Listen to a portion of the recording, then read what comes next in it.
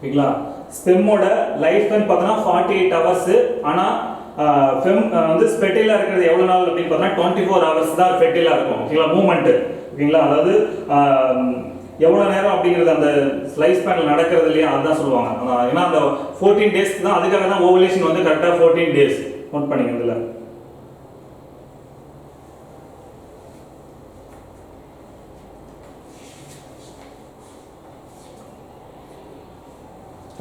A sperm reached the fallopian tube in the about 30 to 60 minutes ஆகும். ஓகேங்களா, அந்த fallopian tube போய் reach ஆகிறதுக்கு வந்து எவ்வளவு நேரம் ஆகுது அப்படின்னு பார்த்தா 30 to 60 minutes ஆகும். ஓகேங்களா, ஸ்பெர்ம் வந்து மூவ்மெண்ட் ஆகி போகிறதுக்கு fallopian tube போறதுக்கு வந்து 30 to 60 minutes ஆகும்னு வச்சுங்களேன். மூவ்மெண்ட்டை பொறுத்து தான் இருக்குதுல. அதுவே எக்கோட லைஃப், ஓவமோட லைஃப் ஸ்பேன் பார்த்துங்க. ஓவமோட லைஃப் ஸ்பேன் பார்த்தோம்னா 72 hours, 3 days இருக்கும். ஓவமோட லைஃப் ஸ்பேன் வந்து 72 hours. அது அதனோட ஃபெர்டைல் கெப்பாசிட்டின்னு பார்த்தோம்னா 24 hours தான். அது அந்த 14 டேஸ்ல நடக்கலையே, அதான் அந்த 24 hours தான் ஃபெர்டைல் கெப்பாசிட்டியா இருக்கும். ஆனால் லைவ் பண்றது 2-3 நாள் கூட லெக் வந்து லைவ் பண்ணும். பட் ஆனால் ஃபெர்டைல் கெப்பாசிட்டிங்கிறது கரெக்டாக 24 hours. அதான் அந்த 14 டேஸ்ல தான் ஓவலேஷன் நடந்தா கரெக்டாக ஃபெர்டிலேஷன் நடக்கும்னு சொல்லக்கூடியது.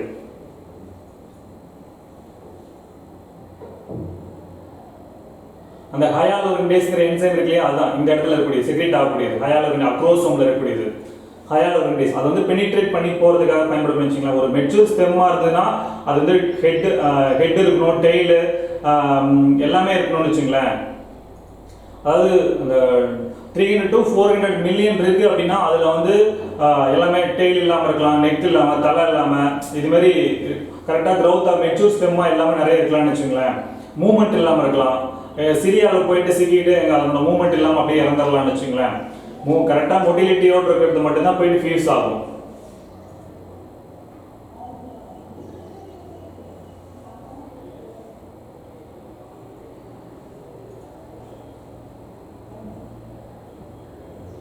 இந்த டயக்ராம் பார்த்தீங்க, ஸ்டெம் செல்லோட டயக்ராம் கேட்பாங்க.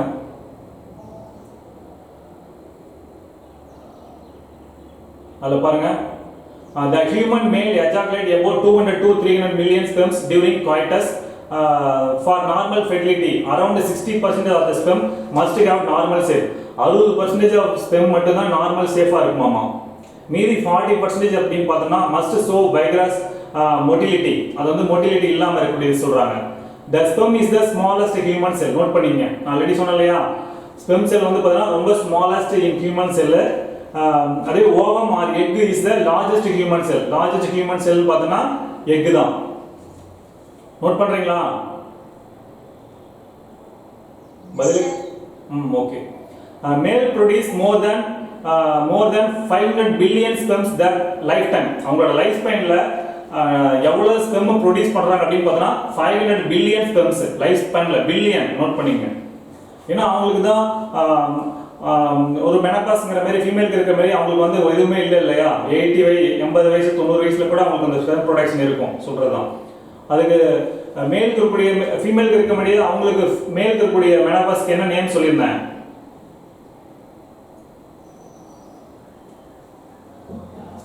ஞாபகம் இல்லையா தேவா?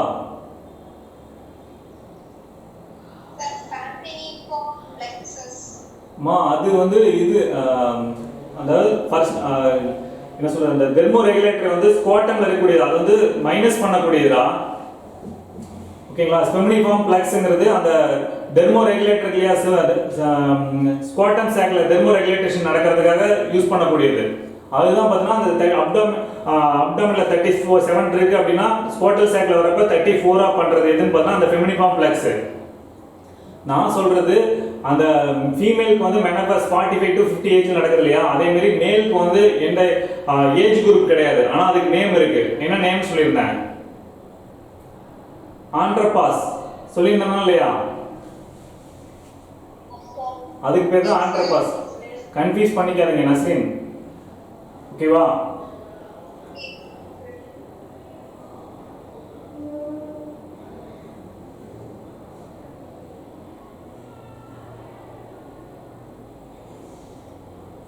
இந்த oogenesis அதேதான். இது வந்து ஃபீமேலோட oogenesis process development of the female gamete or ovum or egg in the ovaries. Diploid sell in embryo அதே மாதிரி தான் டெவலப்மெண்ட் ஆகுது. இது வந்து ஊஜெனிசிஸ் ஃபார்ம் ஆகுது. 2n நேச்சர், அப்புறம் ஃபர்ஸ்ட் போலார் பாடியில் வரப்போ பார்த்தீங்கன்னா சிங்கிள் என் நேச்சர் வரும். எங்க மியாசிஸ் நடக்கும், சரி கிராசிங் ஓவர் எங்க நடக்க சொல்லுங்க பார்க்கலாம் யாராவது. அங்க வந்து பிரைமரி ஸ்பெர்மட்டோசைட் சொன்னமா மேலுக்கு, அதே மாதிரி இங்கேயும் பிரைமரி ஊசைட்ல தான் கிராசிங் ஓவர் நடக்கும். ஓகேங்களா?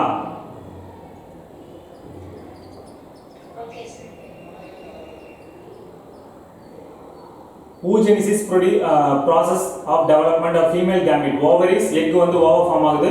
fetal development ஆனதுக்கு அப்புறம் fetal ovary, germinal epithelium, certain cells mitosis form ஆகுது.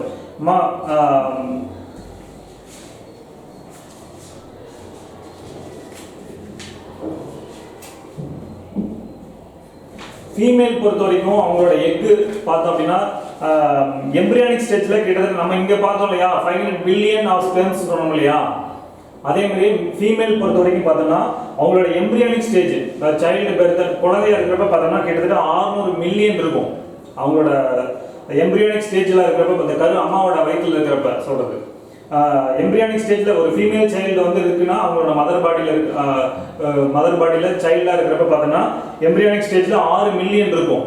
அதுவே அட் பர்த் டைம்ல பார்த்தோம்னா குழந்தை பிறந்ததுக்கு அப்புறம் பார்த்தோம்னா 1 மில்லியன் தான் இருக்கும். 1 மில்லியன் தான் இருக்கும். அதே மாதிரி என்ன டீஜெனரேட் ஆயிருன்னு வச்சுங்களேன். அட் பூபர்ட்டினா அந்த ஏஜ் அட்டன் பண்றாங்களே அந்த ஏஜ்ல சொல்லக்கூடிய அந்த ஃபர்ஸ்ட் மினார்கி அப்ப பார்த்தோம்னா கிட்டத்தட்ட 3 to 4 லேக் தான் இருக்குன்னு சொல்றாங்க. அந்த ஓவம் செல் 3 to 4 லேக்ஸ் இருக்குன்னு சொல்றாங்க. இந்த ஃபாலிகிள்ஸ் இந்த ஒவ்வொரு மந்த் வருது இல்லையா, அந்த ஃபாலிகிள் செல் தானே வருது இல்லையா, அதான் அது வந்து கிட்டத்தட்ட 3 to 4 லேக் இருக்குன்னு சொல்றாங்க பூபர்ட்டி ஸ்டேஜ்ல.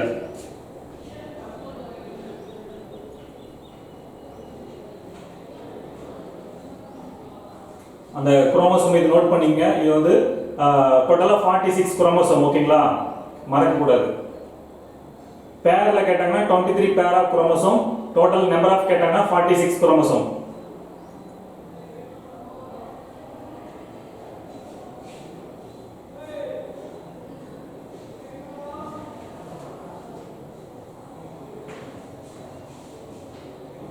இது வந்து ஊஜெனிசிஸ் ஃபார்ம் ஆகுறது சொல்றாங்க.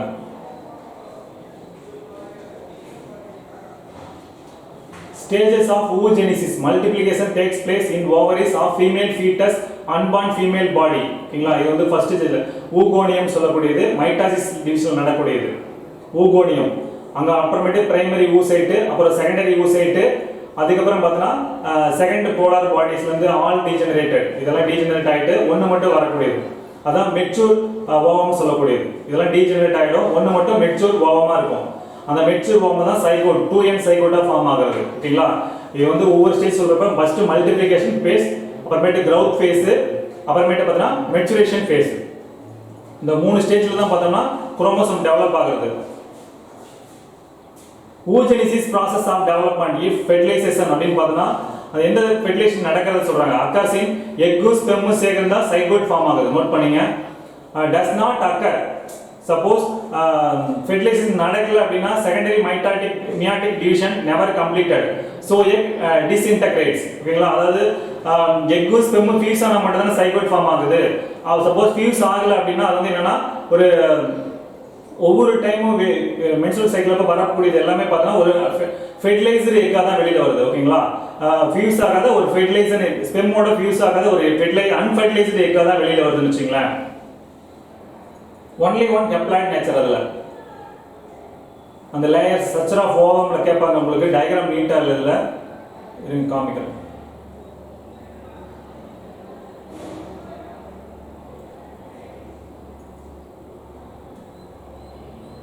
இருக்கும் பார்த்துக்கலாம் நம்ம. இது வந்து ஓவமோட டயகிராம் பட்டு எப்படி ஸ்பெர்மோட டயகிராம் கேட்குற மாதிரி ஓவமோட டயகிராமும் கேட்பாங்க கண்டிப்பா. அட்டன் பண்ணுங்க. நான் கிளிடாக்கி ஏ லெசித்தல் மைக்ரோஸ்கோபிக் அந்த லேயர் சொல்றாங்க. ஃபர்ஸ்ட் வந்து அவுட்டர் லேயர் வந்து கரோனா ரேடியேட்டா, பெரிவிட்டலின் ஸ்பேஸ் உள்ள இருக்கக்கூடிய லேயர் வந்து பெரிவிட்டலின் ஸ்பேஸ், ஜோனா பெலிசிடா இந்த லேயரை சொல்றாங்க. ஜோனா பெலிசிடா, அப்புறம் நியூக்ளியஸ் உள்ள இருக்கக்கூடிய நியூக்ளியஸ், விட்டலின் மெம்பரைன், சைட்டோபிளாசம். ஓகேங்களா, இந்த லேயர் இதெல்லாம் பார்த்தா இது வந்து ஸ்ட்ரக்சர் ஆஃப் ஓவமோட ஸ்ட்ரக்சர்னு வச்சுங்களேன். டயகிராம் பார்த்துங்க. இதுவும் ஸ்பெர்ம் டயகிராம் அல்லது ஓவம் டயகிராம். ஸ்ட்ரக்சர் மட்டும் கேட்டாங்கன்னா 2 மார்க் 3 மார்க்ல ஏதாவது ஒன்று கேட்டுருவாங்க. இல்ல பாருங்க ரீப்ரொடக்டிவ் ஸ்பேஸ் ஆஃப் ஹியூமன் லைஃப்ல சொல்றாங்க. நான் சொன்னேன் இல்லையா மினார்கிங்கிறது ஃபர்ஸ்ட் மென்சுரல் சைக்கிள் நடக்கிறது 11 to 12 இயர்ஸ் நடக்கும். அப்புறம் மென்சுரேஷன் அப்படின்னு பார்த்தோம்னா எவ்வளவு நாள் நடக்கும் அப்படிங்கிறது 12 to 15 இயர்ஸ் வரைக்கும் நடக்கிறது.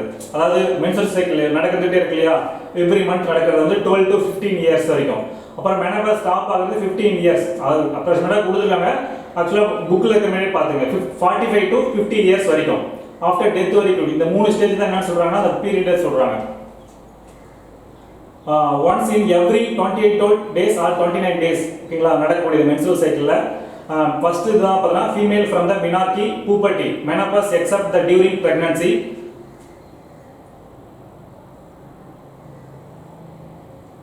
The cyclic menstruation is an indicator of a normal reproductive phases சொல்றாங்க. இது வந்து எல்லாருக்குமே ஒரே மாதிரி கரெக்டா 28 days 29 days நடக்காதுன்னு சொல்ல முடியாது. ஒரு சிலருக்கு 35 குள்ள நடக்கலாம். அதாவது இந்த 28 ல இருந்து 25 குள்ள நடக்கிறதெல்லாம் பார்த்தா ஒரு 70% நடக்கும்னு சொல்றாங்க. சரி 30% தான் நடக்கும்னு சொல்றாங்க. மீதி 35 டேஸ்ல அதிகமா நடக்கிறதெல்லாம் பார்த்தா அதிகமா 70% அதுல அதிகமா நடக்கும்னு சொல்றாங்க. இது irregular நடக்கிறது அதிகமான்னு சொல்றாங்க. டேஸ் வந்து டிஃபரண்ட் ஆகலாம்னு வச்சுக்கலாம். 25 to 29 நடக்கிறது வந்து பார்த்தா 30% தான். மீதி 29க்கு மேல 30 டேஸ் நடக்கலாம், 1 மந்த் ஆகலாம், 2 மந்த் கூட ஆகலாம். அதெல்லாம் பார்த்தா 70% அதிகமாக இருக்குன்னு சொல்றாங்க. ஏன்னா காரணம் என்ன ஹார்மோனல் இம்பேலன்ஸ் தான் அது காரணம். அந்த ஃபேஸஸ் சொல்றாங்க மென்சுரல் சைக்கிள் ஃபேஸஸ். ஃபர்ஸ்ட் வந்து ஃபாலிகுலர் ஃபேஸ்னு சொல்லுவாங்க. இதுதான் first stage. Follicular phase developing egg form ஆகுறது அது வந்து எண்டோமெட்ரியம். இது அந்த அவுட்டர் ரெட் கலர் இருக்கு இல்லையா இந்த லேயர் தான் எண்டோமெட்ரியம் ஓகேங்களா. இது வந்து எண்டோமெட்ரியம் வஜைனா இது சொல்லக்கூடியது. Development of the egg form ஆகுது. இது ஃபெலோபியன் டியூப். அது டெவலப்மெண்ட் எக் வந்து ஃபர்ஸ்ட் டெவலப் ஆகுது அதை சொல்றாங்க. அடுத்து ஓவுலேட்டரி ஃபேஸ். ஓவுலேட்டரி ஃபேஸ்னா இந்த ஓவரியில் இருக்கக்கூடிய எக் வந்து ஃபெலோபியன் டியூப்ல வருது. இது எத்தனாவது நாள் பார்த்தீங்கன்னா 14 days நடக்குது. அந்த என்னன்னா அந்த எண்டோமெட்ரியம் வந்து திக்கஸ்ட் ஆயிடும். திக்கனிங் ஆஃப் எண்டோமெட்ரியம் அந்த வால் வந்து திக்கனிங் ஆகும்னு வச்சுங்களேன். அடுத்து பாத்தீங்கன்னா luteal phase. Egg gets released. Egg வந்து ரிலீஸ் ஆகிறது. எக் வந்து எங்கன்னா இந்த ஓவரில ரிலீஸ் ஆகிறது. சரி உட்ரஸ்ல ரிலீஸ் ஆகிறது சொல்றாங்க. Egg gets released luteal phase. அடுத்து பாத்தீங்கன்னா மென்சுரல் ஃபேஸ். அதாவது பாத்தீங்கன்னா அந்த எண்டோமெட்ரியம் வந்து இந்த சொன்னோம் இல்லையா திக்கஸ்டா இருக்கு இல்லையா அது வந்து ஸ்கேர் திசு ஆயிட்டு கிழிஞ்சு அப்படியே வெளியில வருது. பிளட் மட்டும் வராது ஸ்கேர் திசுஸும் வெளியில வரதுதான். ஒரு டீஸ்பூன் லெவல்ல தான் இருக்கும் ஓகேங்களா. ஆனா ஒரு சிலருக்கு ரொம்ப அதிகமா இருக்கலாம், ஒரு சிலர் கம்மியா இருக்கலாம் இருக்கு நிறைய. இந்த ஸ்டேஜ் தான் சொல்றாங்க மென்சுரல் ஃபேஸ், ஃபாலிகுலர் ஃபேஸ், அடுத்து ஓவுலேட்டரி ஃபேஸ், அந்த லூட்டியல் ஃபேஸ். இந்த 4 ஸ்பேஸையும் எக்ஸ்பிளைன் பண்ணி டீடைல் क्वेश्चनல இருக்கும் எழுதலாம். ஆல்ரெடி 10th நீங்க பாத்துப்பீங்க. அந்த லைஃப் சைக்கிள் நடக்கிறதா சொல்லிருக்காங்க 29 டேஸ் அப் டு ஃபர்ஸ்ட் வந்து மென்சுரல் வந்து 1 to 5 டேஸ். அதுக்கு அப்புறம் டயகிராம் தெரியுதாப்பா இந்த மேப் இருக்குல அத சொல்லிட்டு இருக்கேன். 1 to 5 days வந்து மென்சஸ் நடக்கிறது மென்சுரேஷன் சொல்லப்படுது ப்ளீடிங் இருக்கக்கூடியது. அடுத்து 6 to 13 வரைக்கும் இருக்கக்கூடியது பார்த்தா ஃபாலிகுலர் ஃபேஸ். ஓவுலேட்டரி ஃபேஸ்ங்கிறது இந்த 14வது நாள். இங்க டயகிராம் அப்படியே எக் ஃபார்ம் ஆகி வருது. அதான் 14வது நாள் தான் ஓவுலேட்டரி ஃபேஸ். அப்புறமேட்டு பார்த்தா லியூட்டியல் ஃபேஸ் 15ல இருந்து 26 வரைக்கும் வரக்கூடியது. லியூட்டியல் ஃபேஸ் செக்ரட்டரி ஃபேஸ்னு சொல்லப்படல. லியூட்டியல் ஃபேஸ்னு சொல்லலாம் அல்லது செக்ரட்டரி ஃபேஸ் கூட சொல்லலாம். அடுத்து நெக்ஸ்ட் சைக்கிள் நடக்கூடியது. இது வந்து 28 ல இருந்து 29 டேஸ். மறுபடியும் எண்டோமெட்ரியம் வந்து ஃபார்ம் ஆகும். அந்த ஸ்கேர் திசுவாய் வெளியில வந்தது இல்லையா அந்த எண்டோமெட்ரியம் வந்து மறுபடியும் டெவலப் ஆகுது சொல்றாங்க. அந்த 26ல இருந்து 28வது நாள் 27 28 2 நாள்ல வந்து எண்டோமெட்ரியம் மறுபடியும் ஃபார்ம் ஆகும். அதான் சப்போஸ் ஃபெர்டிலைசேஷன் நடக்கலைன்னா அந்த எண்டோமெட்ரியம் என்னவா மாறும்னு சொன்னேன். சரி கார்பஸ் லூட்டியம் என்னவா டெவலப் ஆகும். ஃபெர்டிலைசேஷன் நடக்காம வெளியில வருது இல்லையா அந்த எக் கார்பஸ் லூட்டியம் வந்து அதோட லைஃப் ஸ்பேன் வந்து 14 நாள் ஓகேங்களா 14 டேஸ். அந்த கார்பஸ் லூட்டியம் வந்து லைஃப் ஸ்பேன் 14 டேஸ் சொன்ன மாதிரி அந்த கார்பஸ் லூட்டியம் என்னவா டெவலப் ஆகுது. இதுதான் இந்த ஸ்கேர் திசுன்னு சொன்னோம் இல்லையா இதுதான் கார்பஸ் லூட்டியம் வந்து கார்பஸ் அல்பிகன்ஸா டெவலப் ஆகும். கேட்பாங்க அந்த ஒரு வடுவா மாறிடுன்னு வச்சுங்களேன். இந்த பாலிகள் வந்து வடுவா மாறிட்டு அந்த கார்பஸ் அல்பிகன்ஸ் சொல்லப்படுது. இது வந்து மறுபடியும் அடுத்த சைக்கிள் ஸ்டார்ட் ஆயிடும். அப்படியே எல்லாமே இந்த ஈஸ்ட்ரோஜன் ஹார்மோன் டெவலப் ஆகுறது, ஓவுலேஷன் நடக்கிறது, ப்ரோஜெஸ்டரான் எல்லாமே இம்பேலன்ஸ் பண்றது இதுதான் ஈஸ்ட்ரோஜன் அண்ட் ப்ரோஜெஸ்டரான் தான்.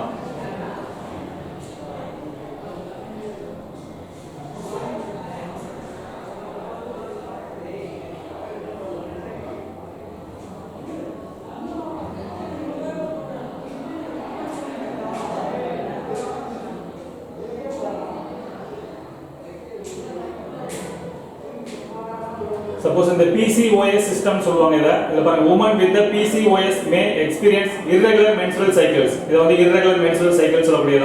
அந்த 3 months ஆகலாம் 4 months excess ஆகுது இல்லையா 20 days நடக்காம நடக்குது. அதான் irregular menstrual cycles சொல்லக்கூடியது. PCOD PCOS சொல்றோம் இல்லையா அதான் சொல்லக்கூடியது. அதாவது என்னன்னா இந்த எக் வந்து ஃபார்ம் ஆகாம அப்படியே மெச்சூர் ஆகாம இருக்கிறதுன்னு வெச்சுங்களேன். excessive facial or body hair growth crustaceans சொல்லக்கூடியது. இதெல்லாம் வந்து அந்த செகண்டரி செக்சுவல் கேரக்டர் இல்லாம இருக்குது. acne obesity இருப்பாங்க அதெல்லாம் காரணமா சொல்றாங்க reduced fertility increased risk of diabetes சரியான அந்த சாப்பாட்டுல வந்து டயட்ல இருக்கிறது சொல்றாங்க அதுல ட்ரீட்மென்ட் ஃபார் PCOS பார்த்தனா a healthy of life cycle இருக்கணும் weight loss பண்ணனும் மெயினா டாக்டர்ட்ட போனாங்க இதான் சொல்லுவாங்க சப்போஸ் உங்களுக்கு irregular இருந்தாலே weight loss பண்ணனும் வாக்கிங் போணும் அப்படினு சொல்லுவாங்க உடம்ப குறைக்கணும் தான் டார்கெட்டட் ஹார்மோன் தெரபி எல்லாமே பார்த்தா ஹார்மோன் தெரபின்னு வெச்சீங்களேன் டேப்லெட் மூலமா குணப்படுத்தலாம் அப்படி இல்லனா நம்ம எக்சர்சைஸ் மூலமா பண்ணலாம் அத சொல்றாங்க factors that cause the your PCOS அது காரணம் என்னன்னு சொல்றாங்க அது ரொம்ப ஒபிசிட்டியா இருக்குது எல்லாமே accumulation of the toxin stop the eating junk ஃபுட்ல சாப்பிடுறத குறைச்சுக்கணும் வீக்கெண்ட் தி இம்யூன் சிஸ்டம் வந்து கரெக்ட்டா டயட்ல நடக்கணும் நியூட்ரிஷன் கரெக்ட்டான பேலன்ஸ் டயட் எடுத்துக்கணும் bad dietary choice switch to natural or organic food எடுத்துக்கணும் genetic tendency அப்படி சொல்லப்படுது just do it be joyful always or laughter சொல்லப்படுது இதெல்லாம் வந்து குரோமோசோம் லெவல் சொல்றாங்க இதெல்லாம் ரெகுலரா நடக்கணும் அப்படினா இந்த லைஃப் ஸ்டைல் வந்து ஃபார்ம் ஆகடி சொல்றாங்க PCO ட்ரீட்மென்ட்ஸ் அப்படி பார்த்தா இன்ஸ்டில் steps life style adjustment that include your nutrients diet to level the treatment என்ன எடுத்துக்கணும் அப்படிங்கறத சொல்றாங்க alternative medicine cytoestrogenic supplements hormone regulating supplements other herbal supplements இதெல்லாம் சொல்லக்கூடியது எல்லாம் அந்த டேப்லெட்ஸ்லாம் எடுத்துக்கறாங்க டேப்லெட் எடுத்துக்கிட்டு அதன் மூலமா ரெகுலர் பண்ண பார்ப்பாங்க ஆனா அதெல்லாம் ரொம்பவே பாதிப்பு உண்டு பண்ணும் கண்டிப்பா நேச்சுரலா நடக்கிறது தான் நல்லதுன்னு வெச்சுங்களேன் நார்மலா டாக்டருக்கு போனாவே என்ன பண்ணுவாங்கன்னா இது வந்து டேப்லெட் கொடுக்க மாட்டாங்க நல்லா தெரிஞ்ச டாக்டர் வந்து பார்த்தீங்கன்னா டேப்லெட் மூலமா கொடுக்க மாட்டாங்க அவங்களால எவ்வளவு நாள் நடக்குதுன்னு சொல்லி பார்ப்பாங்க எவ்வளவு நாளா சைக்கிள் நடக்குது அப்படின்னு பார்த்துட்டு அதுவே நேச்சுரலா கொண்டு வர அளவுக்கு பண்ணுவாங்க இதுல டேப்லெட் எடுத்துட்டா கண்டிப்பா ப்ராப்ளம் வரும் சைடு எஃபெக்ட்ஸ்லாம் இருக்குன்னு சொல்லுவாங்க இதுல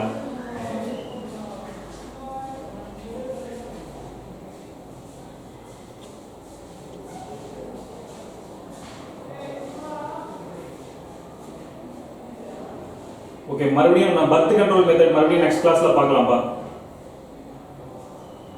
थैंक यू ஓகேவாமா ஏதாவது டவுட் இருக்கா थैंक यू சார் ஏதாவது டவுட் இருக்காடா ஏதாவது டவுட் இருக்கா ஓகே அந்த ஸ்பெர்மடோஜெனிசிஸோட டயகிராம் சார்ட் அந்த